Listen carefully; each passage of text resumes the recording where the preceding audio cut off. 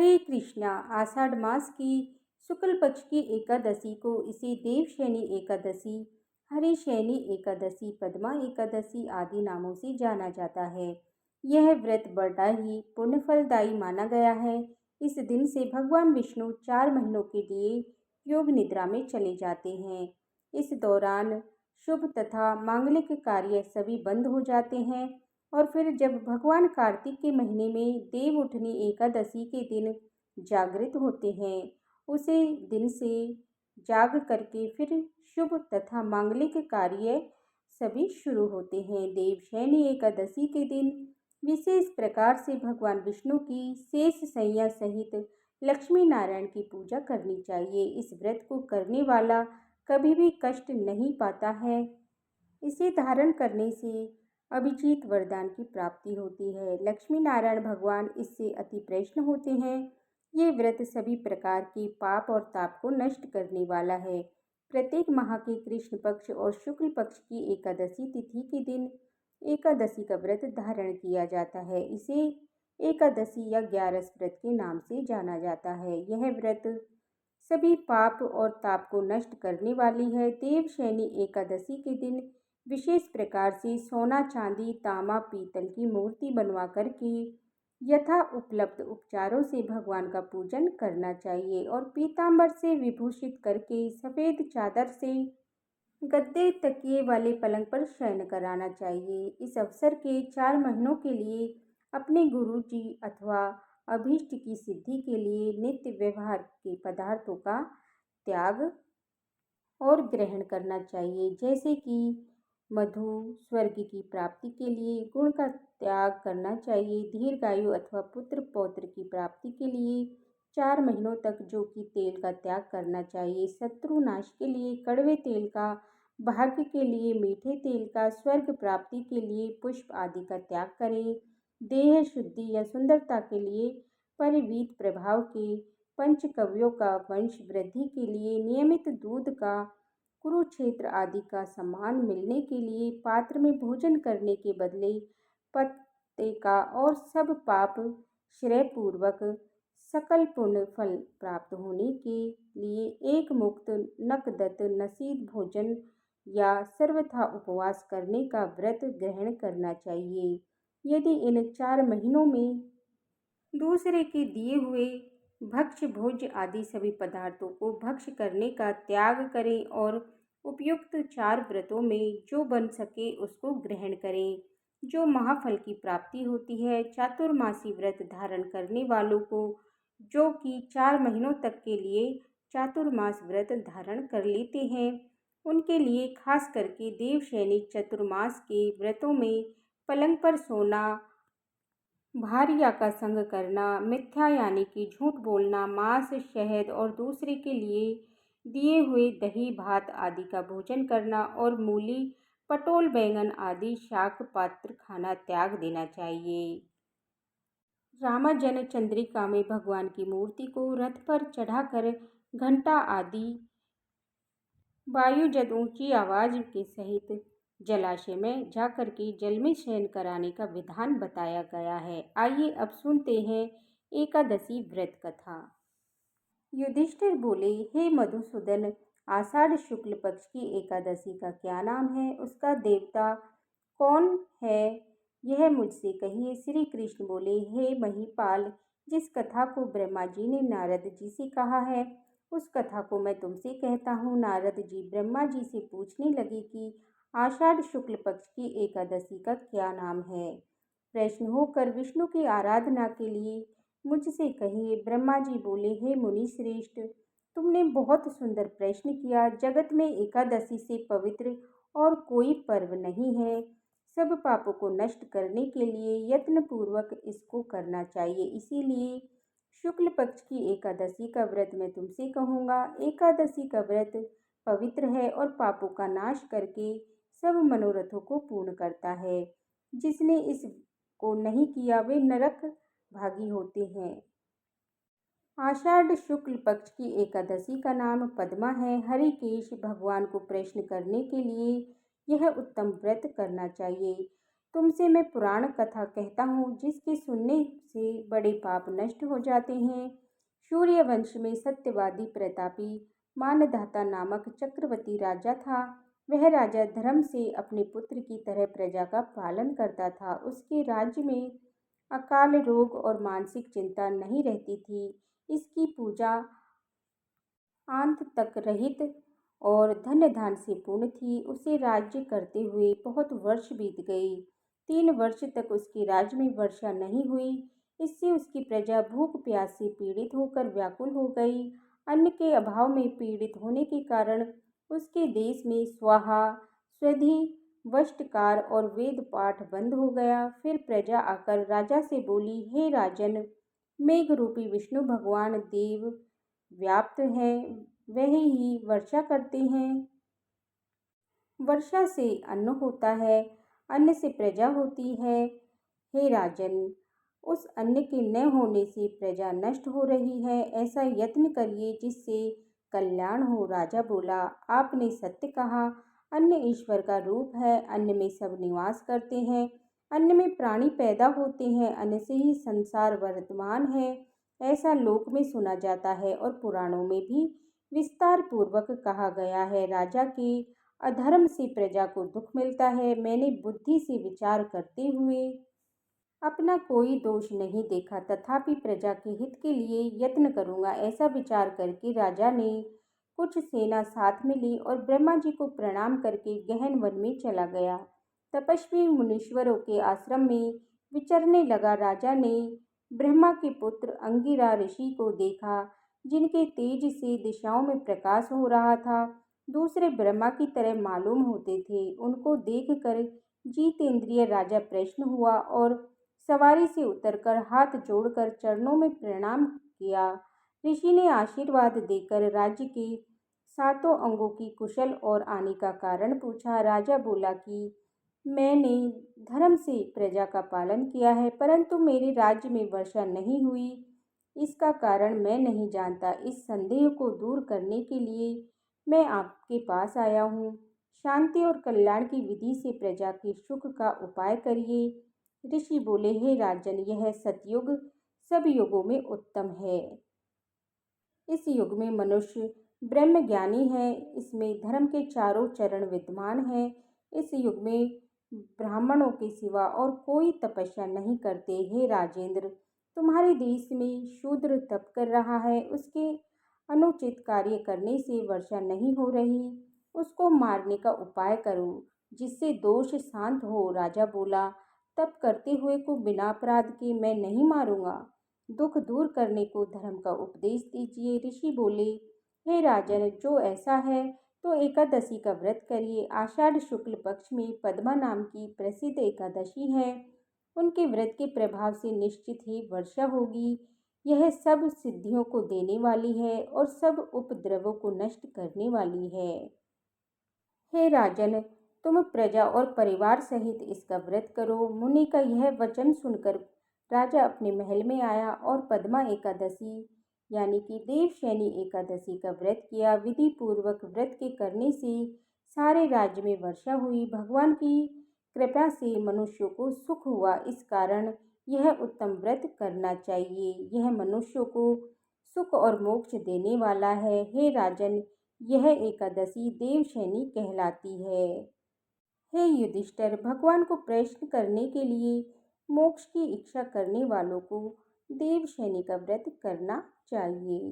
तो प्रेम से बोलिए, विष्णु भगवान की जय, लक्ष्मी नारायण भगवान की जय, कृष्ण भगवान की जय।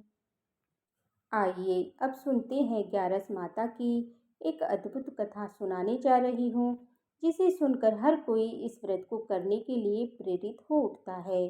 इस प्रकार भगवान श्री कृष्ण ने ग्यारस माता की पावन कथा सुनाना प्रारंभ किया। एक बार देव ऋषि नारद जी बैकुंठ लोक गए। वहां उन्होंने भगवान श्री लक्ष्मी नारायण जी को प्रणाम किया। फिर नारद जी ने श्री हरि से कहा, हे प्रभु, अब धरती पर आपका प्रभाव कम हो रहा है। धर्म पर चलने वालों को कोई अच्छा फल नहीं मिल रहा। जो पाप कर रहे हैं उनका भला हो रहा है। तब श्री हरि कहने लगे, ऐसा नहीं है देव ऋषि, जो भी हो रहा है सब नियति के कारण हो रहा है।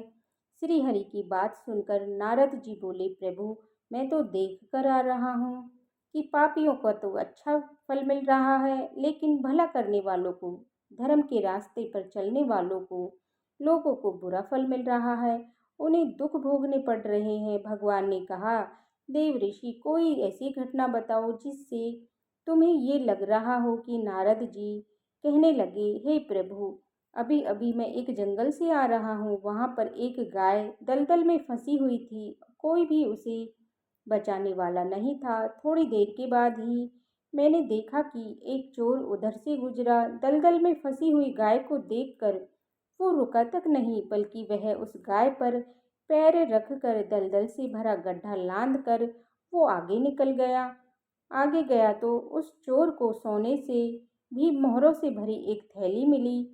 थोड़ी ही देर पर वहां पर एक साधु महाराज आए तो उन्होंने उस गाय को दलदल में फंसा देखा तो गाय को बाहर निकालने की पूरी कोशिश की और पूरी ताकत लगाकर आखिरकार उस गाय को निकाल लिया। गाय को बाहर निकालने के प्रयास में वे साधु महाराज खुद दलदल में लथपथ हो गए थे। जब वे साधु महाराज आगे बढ़े तो वे एक गड्ढे में गिर गए और उन्हें चोट लग गई।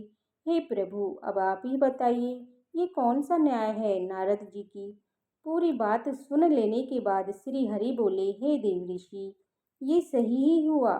जो चोर गाय पर पैर रखकर भाग गया था उसकी किस्मत में तो एक खजाना था, लेकिन उसे इस पाप के कारण कुछ मोहरें ही मिली। वहीं साधु महाराज को गड्ढे में इसीलिए गिरना पड़ा क्योंकि उनके भाग्य में उस समय मृत्यु लिखी हुई थी, लेकिन एक गाय को बचाने के कारण, दलदल से गाय को बाहर निकालने के कारण उनके पुण्य बहुत अधिक बढ़ गए और उनकी मृत्यु बस एक छोटी सी चोट में बदल गई। इंसान के कर्म से ही उसका भाग्य तय होता है, हे देव ऋषि। इसीलिए अच्छे कर्म करना कभी भी नहीं छोड़ना चाहिए। श्री हरि की बात सुनकर देव ऋषि नारद मुस्कुराते हुए और प्रभु को प्रणाम करते हुए नारायण नारायण कहकर प्रभु की रचाई हुई सृष्टि की अन्य लीलाएं देखने के लिए चल पड़े। तो प्रेम से बोलिए श्री लक्ष्मी नारायण भगवान की जय। अब सुनिए 11 माता एकादशी माता की कथा। इस कथा को सुनने से ही एकादशी का व्रत पूर्ण माना जाता है। श्रोताओं, एक बार एक बूढ़ी माँ ने एकादशी का व्रत रखा। बड़े ही भक्ति भाव से वह एकादशी की पूजा किया करती थी। वे बूढ़ी हो चुकी थी, उन्हें वृद्धावस्था में कोई भी ऐसी वस्तु नहीं चाहिए थी जो कि एकादशी का उपवास रखती। कि एकादशी का उपवास रखने से तो श्री हरि की कृपा से तो सब कुछ मिल जाता है। वो बूढ़ी माँ तो अपने बच्चों के लिए, अपने परिवार की सुख सुविधा के लिए इतना कठिन व्रत रखती थी। वह दिन भर तो कठिन मन करके दिन भर तो अपनी प्यास को किसी तरह से रोके रखती थी, जो कि एकादशी के व्रत में जो जल की एक बूंद भी ग्रहण नहीं करती थी। द्वादशी को वो जल पीकर अपने व्रत का पारण किया करती थी। दिन भर उन्होंने किसी प्रकार अपने मन को संयमित रखा, पूजा पाठ की, व्रत की कथा पढ़ी सुनी और फिर पंडित जी को मिट्टी के एक पात्र में भरकर पानी और मौसमी फल दान में दिए। दोनों भरकर शक्कर भी वितरित की। उन्हें गर्मी के कारण बड़ी बेचैनी हो रही थी। एक तो निराहार और निर्जल रहकर उपवास रखा था और ऊपर से प्यास भी अधिक सता रही थी। इस कारण तो उन्होंने सोचा कि चलो पानी में बैठूं, शायद थोड़ी शांति मिले। यह सोचकर वह पानी में बैठी रही, पानी से बाहर कुल्ला करती और मुंह हाथ धोती रही। तब कहीं जाकर उन्हें थोड़ा बहुत चैन मिला। एक तो धूप तेज की पड़ रही थी, इस कारण बार बार बूढ़ी माँ का मुंह सूखा जा रहा था। बूढ़ी माँ बड़ी बेचैनी हो रही थी। एक तो ये बुढ़ापा, दूसरी ये भयंकर गर्मी। बुढ़ापे की तो कुछ स्थिति ही कुछ ऐसी होती है, बड़ी मुश्किल से धीरज बंध पाता है। अब किसी प्रकार से रो धोकर दिन कटवाया। अब बूढ़ी माँ के सामने पहाड़ जैसी लंबी रात थी। जिसका कट पाना बड़ा ही मुश्किल दिखाई दे रहा था। चारपाई पर बूढ़ी माई पड़ी, किसी प्रकार भी शांति नहीं मिल रही थी। बार बार प्यास के मारे गला सूख रहा था और वे इस प्रकार बेचैन होकर करवटें बदलती जा रही थी। कई बार उठ कर के वे घर के बाहर जाती, फिर अंदर आ जाती। ना उसे घर के अंदर शांति मिल रही थी, ना बाहर। वे पड़ी पड़ी एकादशी माता को याद करती रही और मन में ध्याती रही कि हे माता, आप मेरी लाज रखिएगा, आप ही मुझे शक्ति दीजिएगा ताकि मैं भली भांति आपका व्रत कर सकूं और ये पहाड़ सी रात सुकून से बीत जाए। प्यास के कारण बूढ़ी माँ की बेचैनी तो और बढ़ी रही थी। उन्होंने धैर्य रखने का बहुत प्रयास किया, लेकिन आखिरकार उनकी शरीर की सहनशीलता टूट गई और वे घबरा कर प्यास के मारे एकदम चिल्ला पड़ी। बचाओ बचाओ! बूढ़ी माँ का चिल्लाना सुनकर उसके परिवार के सभी सदस्य उनके आसपास इकट्ठा हो गए और बूढ़ी माँ की चारपाई के पास पहुंच गए। सब बोले, अम्मा जी, क्या हुआ? आपको क्यों चिल्ला रही हो? और जब आपसे व्रत नहीं रखा जाता है तो इस बुढ़ापे में इतना कठिन व्रत क्यों कर रही हो? अम्मा जी, शरीर में ताकत है तो तभी तो भक्ति हो पाती है। आप पानी पी लीजिए। माँ अपने परिवारजनों से बोली, मेरे तो प्यास के मारे प्राण ही निकले जा रहे हैं। जरा जल्दी से मेरी छाती पर ठंडे पानी का घड़ा तो रख दो। नातियों ने दौड़कर दादी की छाती पर ठंडे पानी का बर्तन रख दिया। तब कहीं जाकर उन्हें थोड़ा बहुत सुकून मिला। और जब सुकून मिला तो थोड़ी देर के लिए उन्होंने अपनी आंखें बंद कर ली। इधर एकादशी माता सोचने लगी कि ये तो बूढ़ी माँ लेकिन बड़े नियम से मेरा व्रत रखती है, चलकर इनकी परीक्षा लेनी चाहिए। ऐसा विचार कर एकादशी माता आधी रात को मुर्गा बनकर कुकड़ू को करने लगी। मुर्गे की टेर सुनकर बूढ़ी माँ जल्दी से उठी और बाहर जाकर आसमान की ओर निहारा, लेकिन आसमान का कहीं भी उन्हें सुबह का तारा दिखाई ही नहीं दिया। अब वे सोचने लगी कि ये मुर्गा भला क्यों और कैसे बोल गया। एक तो उन्हें प्यास लग रही थी, अब थोड़ा बहुत उनका मन भी बेचैन होने लगा। आखिरकार उन्होंने ये दृढ़ निश्चय किया कि अब तो वे इस व्रत को पूरा करके ही छोड़ेंगी, फिर चाहे व्रत पूरा होने तक मेरे प्राण ही क्यों न निकल जाएं। मन में ऐसा पक्का निश्चय कर वह वापस चारपाई पर आकर लेट गई। थोड़ी देर के बाद एकादशी माता ने उनकी फिर से परीक्षा लेनी चाहिए। वह एक छोटी सी कन्या का रूप धरकर गिलास में मीठा पानी लेकर उनके सिराने खड़ी हो गई और जोर से बोली, दादी जी, सवेरा हो गया है, आप हाथ मुंह धोकर शरबत पी लीजिए। पहले तो शरबत का भरा हुआ गिलास देखकर बूढ़ी माँ का मन ललचाने लगा। प्यास के मारे गला जो सूख रहा था, किंतु अचानक उन्हें याद आया कि उनका तो एकादशी का उपवास है। फिर उन्होंने सोचा, वे अभी तो किसी भी तरह से ये शरबत नहीं पी सकती, और फिर वे चुपचाप वापस अपनी चारपाई पर लेट गई। जैसे ही उनकी आंख लगी, तभी उन्हें एहसास हुआ कि मानो किसी ने उन्हें पानी से भरे हुए कुएं में पटक दिया हो। फिर बहुत देर तक उस कुएं में हाथ पैर चलाती रही, लेकिन इस बीच उन्होंने अपने मुंह में पानी की एक बूंद भी नहीं जाने दी, क्योंकि उनका एकादशी का उपवास जो था और वे पक्के निश्चय के साथ अपने व्रत का पालन करती रही। थोड़ी देर में उन्हें ऐसा लगा मानो सामने आग जल रही हो। आग के कारण बड़ी भारी गर्मी लगने लगी। प्यास के कारण उनके प्राण निकलने लगे।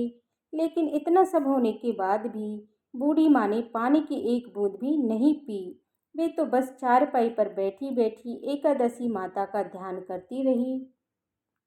अब सवेरा होने में कुछ समय है जानकर वे बड़ी तसल्ली के साथ वे इधर उधर घूमने लगी। एकादशी माता अब तक ये बात अच्छी तरह समझ गई कि इन बूढ़ी माँ को किसी भी प्रकार से अपने व्रत से नहीं टाला जा सकता। उनके सत्य व्रत को भली भांति समझ गई। अब सवेरा हो गया, तब बूढ़ी माँ ने स्नान किया, भगवान श्री हरि का पूजन किया, फिर एकादशी माता की कथा सुनी, ब्राह्मणों को दक्षिणा देकर भोजन करवाया। तब कहीं जाकर उन्होंने जल ग्रहण किया। कन्याओं को भोजन कराने के बाद बूढ़ी माँ ने फिर स्वयं भोजन किया और उस श्रेष्ठ व्रत के प्रभाव से बूढ़ी अम्मा की आयु में वृद्धि हो गई। उनकी आयु बढ़ गई, उनका घर परिवार हरा भरा हो गया। अब उनके घर में किसी भी चीज की कोई कमी का अभाव नहीं रहा।